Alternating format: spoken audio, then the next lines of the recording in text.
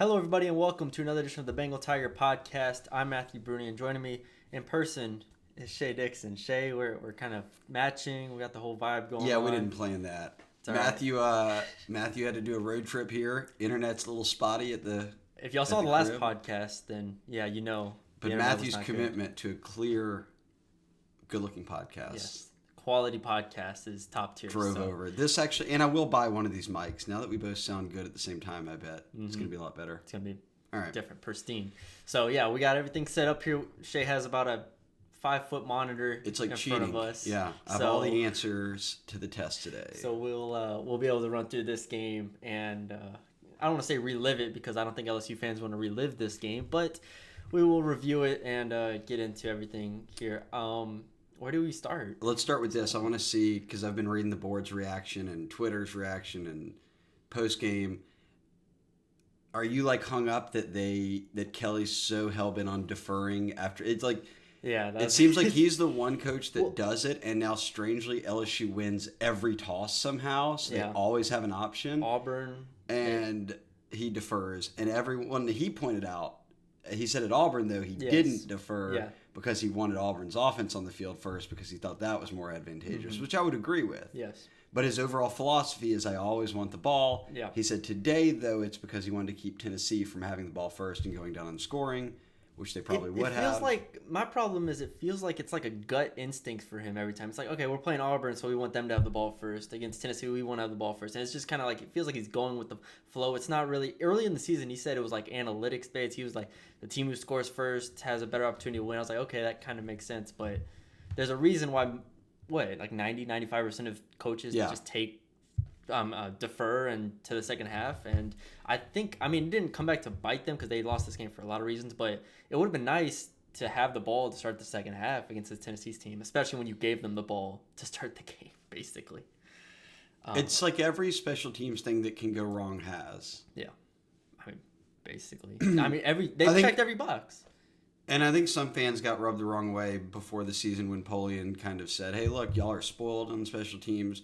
But he was speaking specifically to Cade York and Cole Tracy, and that's true. And I actually don't think there was anything wrong with what he said in the sense of, like, we know Ramos and these other guys aren't that. Yeah. The issue then becomes, no, we were spoiled on special teams, as an LSU fan would say, not just because of the kickers, but because we never noticed special teams. Yes. They would bust big plays, but other than that, it was kick it out of the end zone on kickoffs, don't return it.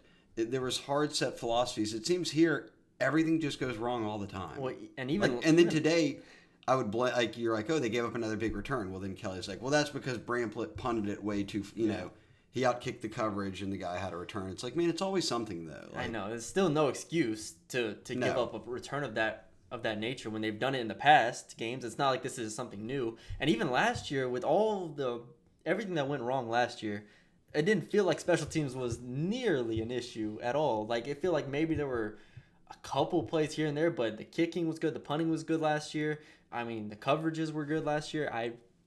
For it to take this deep of a drop off isn't just a talent thing. It's not, because they do have, I think we've talked about before, they have a lot of their key guys out there. So it's not even that anymore. It's just coaching. Yeah, there's a lot of starters that play on special teams right now. So that gets into like a bigger point where it's like you have who you have, and this was kind of a theme throughout the post-game press conferences was everybody was Coach Kelly just being like, it was like he didn't want to say that the roster wasn't good, but then he said, like, we know what our deficiencies are and we're not coaching to make up for it. Like, that's kind of how he was trying to frame it, I think. It was like a roundabout way of saying the roster's not where they want it to be, which he has said before, on the offensive line, defense line, he has said before we need to bolster it up, which is okay, cool. But then it's like he's assessed blame to everybody while also trying to like quell LSU fans' like desire to be really, really good this year. Right. And I don't know if that's the way to go about things. I think obviously he wants to take responsibility, but he said, Jack Besh, that's the best kick return we have. What else do y'all want? Like, the Gunners. Well, and Jack Besh has to catch it or not even catch it at all and let it go, or, whatever it might be. So, blame to go around. It just, they can't get anything right there. All right, we'll dive into a little different parts. We won't spend forever on this game because obviously 40-13, it wasn't great. I'm looking at the stat sheet now. Two things jump out. On the Tennessee side, we focus so much on LSU. Yeah. If I would have told you Hendon Hooker completed 17 passes and threw 2 touchdowns, you would have told me LSU might have won. Yeah. And he threw for 239, which isn't like an insane amount. No. Jaden Daniels threw for 300, so... Looking at the stat sheet and seeing 239 and 17 completions when it looked like a guy that was like going to be sitting in New York at the Heisman, like, this dude's just tearing them apart. 17 for 27, 63% completion. But they took shots, and it worked. They had dudes running wide open. He missed some throws. Yeah. Could have resulted in worse damage. So. I mean, I was wrong on this game, obviously, on a lot of fronts because I picked LSU to win. But not on the under. Not on the under. We're right on final lines. This one 4 in a row. So, hey, check that out. Get with it. But I was wrong in this game in a lot of areas. But I thought Hendon Hooker would have to beat them, like, through the air consistently. 63% completion percentage, 2 touchdowns, like you said, 17 and 27. It didn't feel like it was an overwhelming pass game attack. Like, the quick screens gave them problems. No. Like, some quick stuff gave them issues, but they ran the ball for Here's the 5.5 yards. Nobody on the board is talking, or nobody on any sites or anything I've heard right now. Everyone's going to make issue of the LSU stuff that went wrong, which then this plays into it. No one's saying you let a running back run for 127 yards on 22 carries. Yeah. You let another one run for 59 yards on 12. You let then the quarterback run for 56 on 10. The leading rusher on LSU's team was Daniels, Jaden, with 38. The 3 running backs ran for 10, 4, and 3 on LSU's team. Like, the disparity between 200-plus rushing yards for the running back group versus 14, 17 rushing yards. Incredible. For LSU. And that's unbelievable. You are going to lose every time in the SEC if you're getting outrushed by 200 yards in a game against a passing offense that we were convinced was like, oh, they're just going to try to throw it nonstop. Yeah. It's like, no, they just ran it all over LSU. And even that's the thing I asked Coach Kelly about after the game is like, did your running backs combine for 17 yards? Like, you know, what went into that? Did that make it hard on your offense stuff? He's like, well, we fell behind early. We had to throw out of it. I'm like, yes, that's right to a degree, but you can still be somewhat balanced here. They just could not run the ball. Well, you said from the start, you're like, they're not going to be able to run the ball. Yeah, which after about a couple of drives, you looked over and said they can't run the ball. They need to just throw it on every play. They will not be able to run the ball. Yeah, so I didn't have a problem with the play call. The problem was, like, if you can't run the ball at all, you're asking Daniels to play a perfect game. I thought Daniels... And they knew that, too. I mean, they ran it 12, like, with the running back 7, 4, 11, 12 times.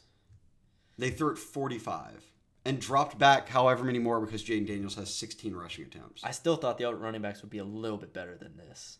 Like 18 yards on 12 attempts just is crazy. Then we move into the O-line.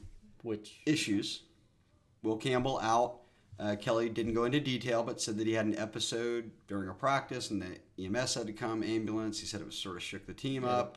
Josh Williams said it was traumatizing. Yeah, so it sounds like that kind of really got to him on Friday, and obviously the news got out that he was in the hospital when Campbell put it out, but said nothing life-threatening, but all the tests came back clean in that regard, and now they're just kind of focused on getting him back to health. He said hydration was a part of it, or dehydration was a part of it, but then you lose Dellinger at some point in the game. I can't even remember when it happened. But First half. He comes back in. He goes down with a knee injury. We don't know what it is other than a knee injury. Mm-hmm. But then and Kelly said, look, we got guys that get in there and fight, but the reality remains you're starting a true freshman out right tackle, 2 backups at left tackle and left guard. Your center was someone you just had to teach to snap in the offseason. Like, they're not that good there. And it's got to play a role in the running back. Even Charles Turner is someone who fans were already out on going into the year, like, oh, he's too small. And then even Coach Kelly going into SEC play was like, well, we have to see. You know, he has a lot to prove. The offensive line being pieced together, I'm surprised they've been as good as they've been through 5 games going into this game. Like, I thought they've way exceeded expectations to this point in the year. So then for them to come back with this performance, I thought Emory Jones struggled in areas, obviously. But that's okay. I mean, he's a true freshman. Exactly. It's the approach of everyone who's screaming to put Garrett Nussmeier in, which from talking to Kelly after the game, it was very clear they were going to not be putting Garrett Nussmeier into a game.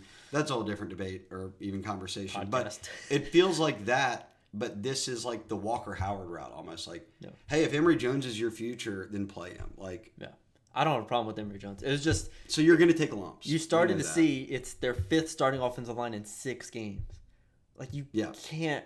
It's unsustainable. Not a recipe for any sort of success. Completely unsustainable. So. I'm very surprised they can't run the football at all. At all. Those numbers that I just read you: 7 carries for 10 yards, 4 carries for 4. John Emery had 4 carries for 4 yards. Yeah.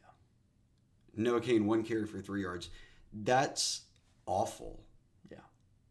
And it speaks to the O-line. I guess it speaks to the running backs. That's one thing you got to kind of watch on film, which is like. And I don't. And obviously, getting on play calling is tough. But I mean, I've been underwhelmed with the way Denbrock approached this game. I really thought going against Tennessee, who was kind of a boomer bust type defense, they would at least be able to throw the ball for more substantial yardage than they did. I mean, and some of that is on Daniels. We watched multiple times where Daniels had a guy deep and he didn't throw it. But overall, I can't get on Daniels for having a bad day. It just doesn't feel like the offense is at its maximum capacity with him. And I think that's the best way of looking at it. Like, he's fine. He's good. He's 32 for 45 for 300 yards.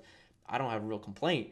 It just doesn't feel like, obviously, it's not a top-tier quarterback that you're going to just take the top off defenses with. And you have to kind of adjust your thinking.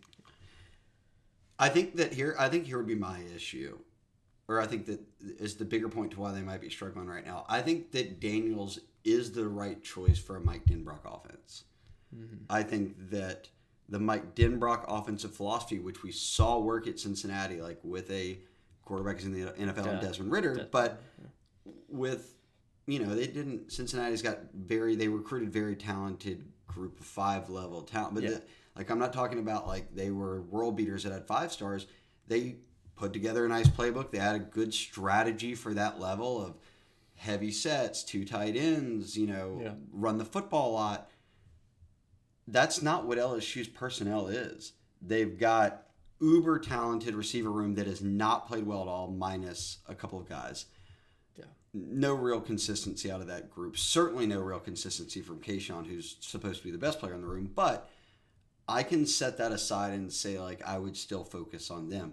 They at least produce something. Your running backs literally gave you nothing. Yeah. So I think right now it's like the old, square peg and a round hole type. It just feels like what LSU has on offense doesn't fit what that. Like, they're running 2 tight ends or want to run 2 tight end sets or a lot of tight end head. Like, they don't. That was the biggest issue in the offseason, that they didn't have any tight ends on the team. And why are you? And Mason Taylor's still playing seemingly every snap. Well, yeah, and I think it's a scheme thing right now. I don't think it's play calling as much, and I don't think the execution is just awful half the time. And I don't think it's bad play calls nonstop. I just don't think it's a good fit for the two. And I think it probably, we'll see. Denbrock's been around a long time. So is Kelly. They can understand that, hey, whoa, this ain't working right now. Yeah. I'm curious. We're halfway through the season. How do you adjust on the back end? I thought Kelly, one thing he said made it very clear. He's like, why this is on the coaching staff at the midway point of the season. He was like, no kids are walking through that door to save the team. Yeah. There's not a quarterback or a bunch of O-linemen or what. He's like, so we have to coach these guys into a better spot. I feel like they failed there. Not failed, but that's where some shortcomings are. And you've got a bit of a crash back to earth moment here, right? State, they played well. I don't want to take anything away from that. Yes. You came back at Auburn from a deep hole that you should not have. That was not good. That Auburn game, that's another thing I got wrong going into this game, was I think I just overlooked the Auburn game too much. That Auburn showing was not very. Not that was not a good. That was not a good performance there. So, but when you leave and you're like, "Oh, we're 4-1 now," it feels like okay, a bit of a fool's gold there, and I think LSU fans knew that, but maybe not to the tune of 40-13. Nobody thought they were going to get ran out the building like that. And to be fair, if we go back to the beginning, it was 10-0 within 3 minutes of the game. And I'm here I don't even know what's happening in this game. It's 10-0 right now, and I feel like this hasn't even been a fair fight because because of the punt return and the fumble kickoff. So it's you're down 10-0 to Tennessee. You start to press a little bit. They start throwing the ball too much. Maybe Denbrock changes up the plan a little bit going into the game, and it just doesn't work. Well, and I think another thing too, the whole storyline of this week was there was 2 things. One, a consistent thing. People were adamant that Mason Taylor should not be the main target of the passing game. He's a true freshman. He's a tight end that's coming in trying to be part of that system to fit into this coaching staff's philosophy of how to kind of do things, and he's like the tight end. Yeah. But then I look at everyone was saying that, and then no, give it to the receivers, and Jaden needs to be more trusting of them. He needs to throw them open, or he just needs to throw it up there, let them make plays. He did, for me, he did a lot better in that. Like, it was 100%. Very clear that he was just going to let it. And people will say, "Oh no, he missed wide open guys." Like, he threw it 45 times. He threw it, and he had 16 rushing attempts. So, and a number of those, probably half of them, are not designed. Yeah. So if you're dropping back 50 something times, you are going to miss some plays. Hendon Hooker threw 27 passes. I can count 5 that he missed wide open guys on. So, and he's a great quarterback. So, like, that ain't the argument. And now it's 8 targets for Butte, 8 targets for Neighbors, 5 for Thomas, this is 6 for Lacey, 3 for Mason Taylor. So now you got Jaden really throwing it, you got it to the receivers first, you scored 13 points, and you can't run the football. So now it's kind of like, oh, maybe there's more to it than just that. It's definitely not on Jaden. Just for me, it's not on Jaden. I think the offensive line played a big role in it. Not being able to run the ball at all played a big role. There was just no consistency there. But you're right. This is the splits as far as targets go that we wanted to see. Neighbors, Butte, 8 each. Thomas, 5. Lacey, 5. Jenkins, 6. Besh only with 2. Again, I wish Besh was more involved. I mean, the one catch he had, he gets 14 yards. Yeah, you want Besh to be in the Lacey above group. He gets a catch and he wiggles for 14 yards out of nothing. I mean, he's clearly one of your best receivers on this team. So I think you go into this is the hard part, is you go into the rest of the season where you have Florida, Ole Miss, Bama and Arkansas as your next 4 games. It's not getting any easier. No. So if anything, this is the defense you needed to score on. This is the defense that you need. We talked all week about how they were the worst pass defense in the country. Yeah. Now they put up some, but it's like they could move it from the 30 to the 30, but couldn't do anything. Well, that's the thing. So they're 7-15 on third downs, which isn't terrible. 45 or whatever. Tennessee was 7-16. Yeah, that isn't bad. But 0 for 3 on fourth downs, and one of those obviously cost them 3 points. They should have taken the points in the first quarter. I don't know why you're taking points. I think they should have taken the points when it was 10-0. You kick that field goal, and then they should have punted right before the half, which obviously wouldn't have allowed Tennessee to make that clearly if you're passing up the 3 for 7 there, it shows in the first quarter that you anticipate you are going to be playing catch up even if you weren't doing it right that second, and to a large degree. And Kelly said after, look, it didn't work out, but I liked my calls. Yeah, they might have been fringe. Yeah, a couple on our own side of the field. Once on 10.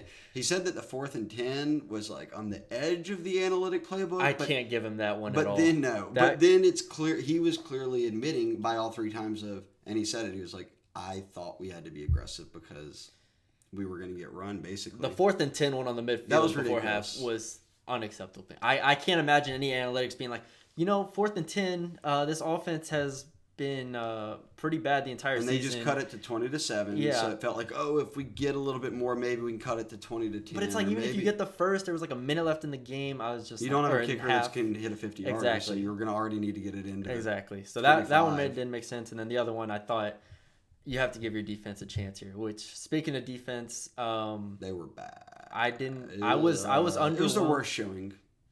Yes. Baskerville 15 tackles. That's a lot. He played though. I feel like every time Perkins did not. There was no suspension on Perkins. He played in the first half. He got in on special teams. It was just clear they had Baskerville out there a lot. Baskerville played a lot. Was out. Jones did not play as much. Did Jones even? He was in. Yeah, I know he played. He had 3 tackles. So Bernard Converse with 11, Greg Brooks with 10, who I think I thought Brooks is unbelievable. Is he the second best player on this defense? Maybe, and I don't want to take anything away from Rakai Wingo either because he's been a really good transfer for him and on the D line. But Greg Brooks can just bring a different element to the game. We saw that at Auburn. He won him the game at the end. He's a monster. I was disappointed that the defensive line didn't get the push that I thought they were going to be able to get in the run or the pass. It was definitely the most overwhelmed the defensive line has looked to this point, and you can argue it's the best offensive line they played. I mean, Florida State's offensive line was shaky.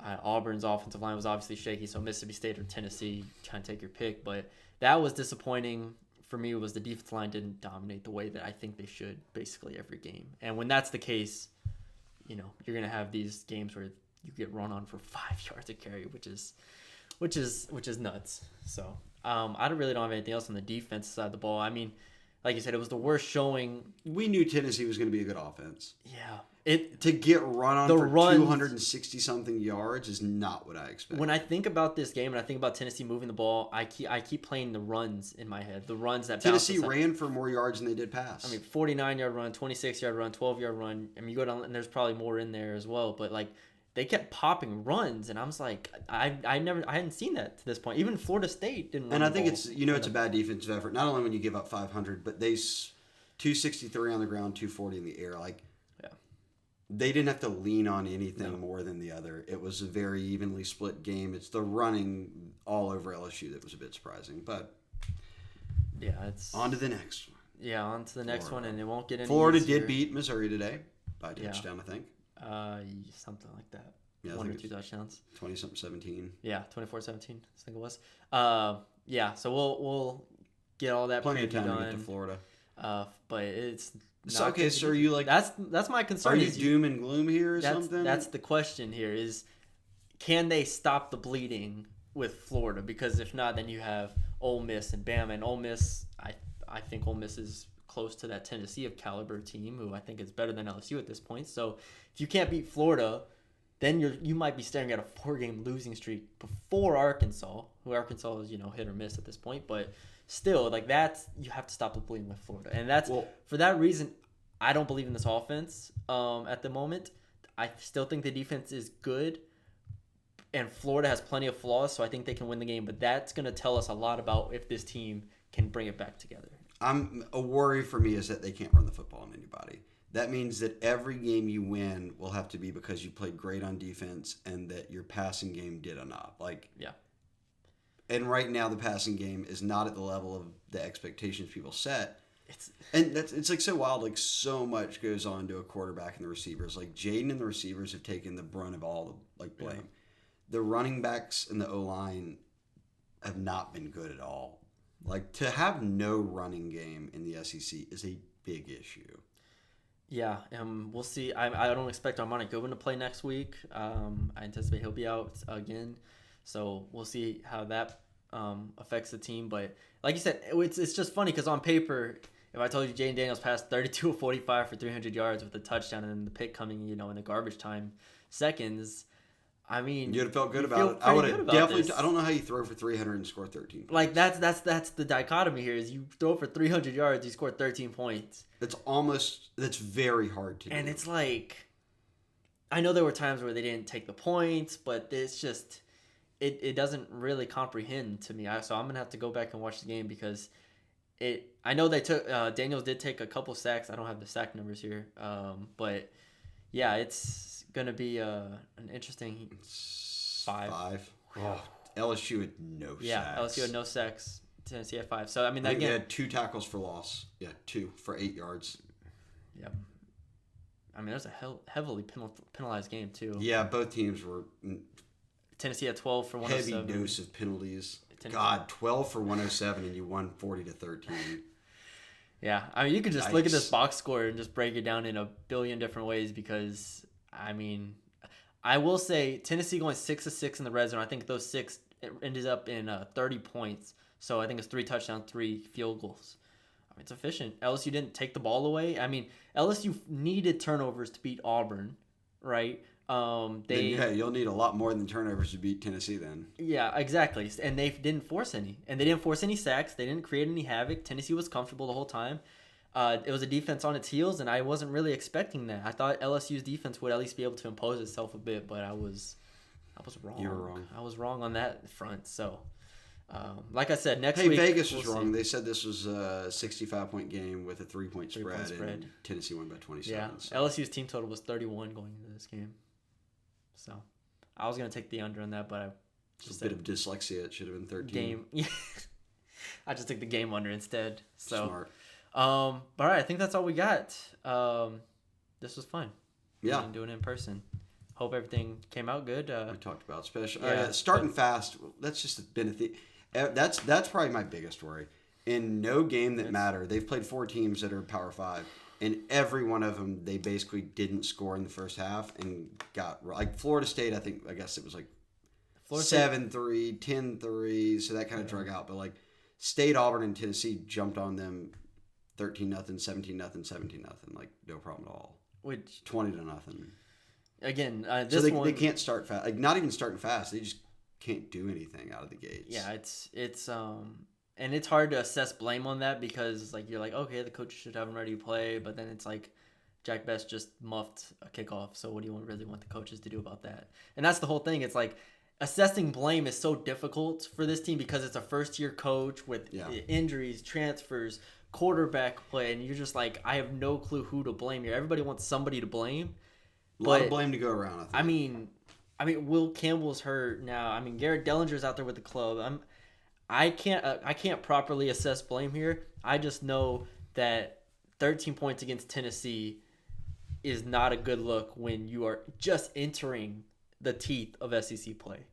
Like that state win is awesome. Yeah.